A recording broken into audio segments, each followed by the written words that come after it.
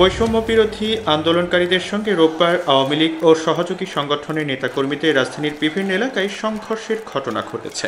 বেশ কয়েকটি স্থানে ধাওয়া পাল্টা ধাওয়া, ককটেল বিস্ফোরণের ঘটনাও ঘটেছে। বিভিন্ন স্থানে হতাহতের খবর পাওয়া গেছে।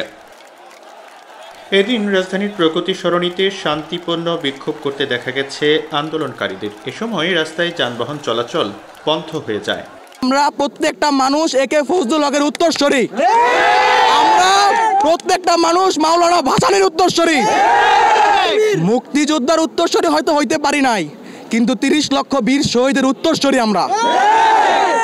আপনি সন্তানদেরকে আর গুলি করবেন না, আর একটা সন্তানকে গুলি করবেন না। মা জানে সন্তান হারার কত ব্যথা, জানে পিতা জানে তার সন্তান না হারানোর ব্যথা। মেরুলবাড্ডায় আন্দোলনকারীদের সঙ্গে আওয়ামী লীগ ও ছাত্রলীগের ধাওয়া পাল্টা ধাওয়ার ঘটনা ঘটেছে।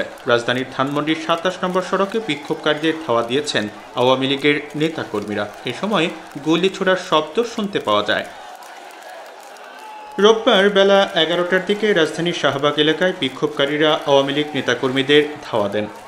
রাজধানীর শাহবাগ মোড়ে লাঠি সোটা হাতে শত শত লোক জড়ো হন। সকাল 10:30টার পরে তারা পুরান ঢাকার দিক থেকে মিছিল নিয়ে শাহবাগে আসেন।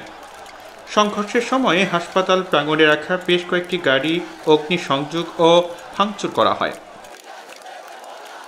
রাজধানীর উত্তরার আজমপুরে বিক্ষোভকারী পুলিশ ও আওয়ামী লীগের নেতাকর্মীদের মধ্যে সংঘর্ষের ঘটনা ঘটেছে। রোববার দুপুর 12টার দিকে এই সংঘর্ষ শুরু হয়।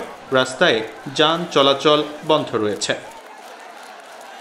এদিন রাজধানীর মিরপুর 10 নম্বর গোলচত্বরে আন্দোলনকারীদের সঙ্গে আওয়ামী লীগের নেতাকর্মীদের ধাওয়া পাল্টা ধাওয়া ও ভাঙচুরের ঘটনা ঘটেছে। রোববার দুপুর 12:15 থেকে ধাওয়া পাল্টা ধাওয়া শুরু হয়।